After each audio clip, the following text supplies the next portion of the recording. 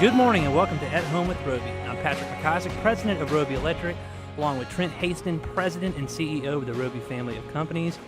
We are your hosts. Trent, welcome to Sunday morning, my man. Good morning, Patrick. How are you doing today, bud? I'm doing great. I could not be better. This type of weather is why you live in the Carolinas, I'm telling you. I mean, I call it fleece jacket weather, which means I put a fleece jacket on. It might be the same fleece jacket, and people think I wear the same thing for about 3 months.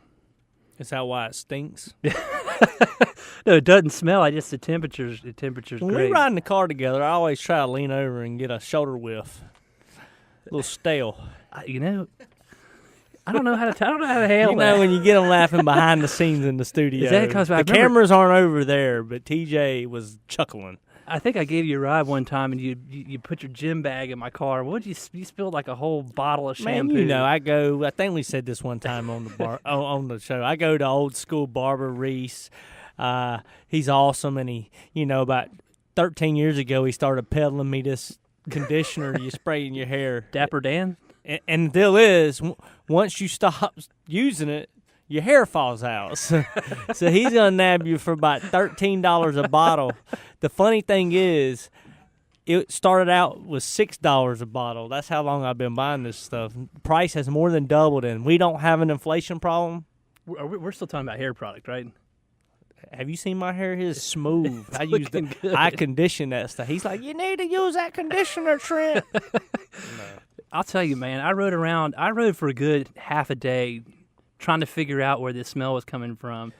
And then you called me and said, "Hey, man, I think some of my cream might have spilled in your car." Like $3-4, like $9 worth? I think you sent me a bill for that. I think I did, but your car smells daggone fresh. It still lingers to this day. You're like, man, I don't know why it smells like an old school barbershop up in here. That's exactly what it smelled like. Wow. Okay, we got a good show today, For Trent. some reason, I feel like a straight razor is about to attack my neck.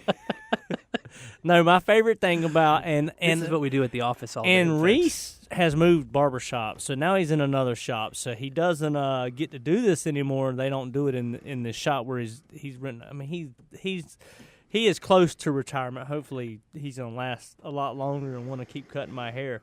But why I love Reese so much for the first 15 years, other than he is awesome, and I don't know if you've ever read the book. There's a book, one of the very first business books I read is called The Wealthy Barber. For kids out there, The Wealthy Barber is a great, simple life lesson book. I think my mom bought it for me when I was 16. It's still a legend. But Reese reminds me of that. He cuts all the who's who. I think he does Richardson and those guys. But he had this little machine, and he'd hit it at the end, and it'd go, and then he'd touch my neck, and I'd just get chill bumps because it was hot shaving cream. And then he would proceed to take out his freshly sharpened straight razor and get down to the root of my hair. Well, now, he came to the hospital and cut your dad's hair. Is this the same Reese, right? He did. Yeah, that's special. Did my dad's last haircut and my son's first haircut. That's right. So, and my dad was not happy when he got his hair cut by Reese because he had cancer, so he was in treatment. So his hair was very fragile relative to the normal, very fragile state it was. It was supremely fragile. And the whole time Reese was cutting his hair, I was so proud that I had this done. My dad was looking at me. I think he was about to chip his tooth in half. He was gritting so hard. I know the look like he was looking at me right now. I know exactly which look you were getting. I don't think my dad wanted that haircut. But, hey, but my point is, I think we got a great show today coming up. Yeah, we do. We have Brick McDermott, the money man mortgage specialist, is on here. So I think we just gave a bunch of tie-ins. The Wealthy pinnacle Barber of the mortgage industry. Yeah, Charlotte. the pinnacle, man. Let's see how much we can talk him up so we get him a little nervous before he comes on. So now he's going to have to live up to those expectations. Well, he told me out there in the foyer that that he thought mortgage rates were going to stay the same the rest of the year, and he was going to talk about that on the radio. I don't know. Did he mention the word guarantee before that? I don't think he said didn't. that. Did he said opinionation. Okay. So. With an asterisk and a whole bunch of small. He said, "I'll little give my writing at the opinions all bottom." day on the radio." Yeah, he threw some paper airplane with me. It had some. Well, had we some love tiny having writing. Brick on here. It ties so well in with the Roby family of companies. Really, sure. You know, we work on homes and properties, and we do a lot of reconstruction and renovations and additions. I think he's going to talk about.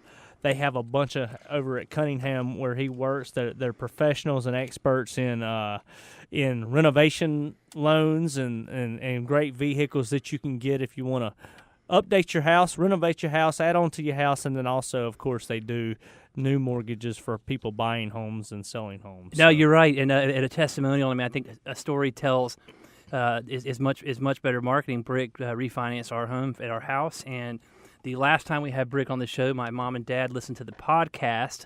We have a podcast at Home with Roby, and now my parents have recently refinanced with Cunningham. After listening to the show, I think they were impressed with what Brick had to say. They were able to save some money. So thanks for that, Brick. 2 times you got our family. We appreciate it. Yeah, and Brick's just he's a good guy, and his firm, they're just good people, and they embody what we do. Brick grew up playing Little League Baseball at Dilworth. I think we were the same age, so we played against each other. I think he was Who an won? Oriole. I think we were the top 2 teams at the time. That you didn't answer the They were question. undefeated. He just threw his arms up. I don't know. He was undefeated when I was 4. and when he sleeps. Hey, you going back to 88, 89. I mean, heck, my team was undefeated. Who's going to go look that up?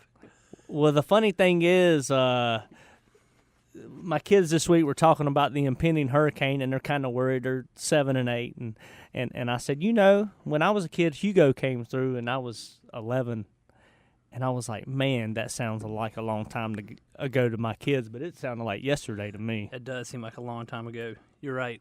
Folks, you're listening to At Home with Roby. When we come back, we'll be joined by Brick McDermott of Cunningham and Company, talking about the mortgage industry and real estate in Charlotte. We'll be right back.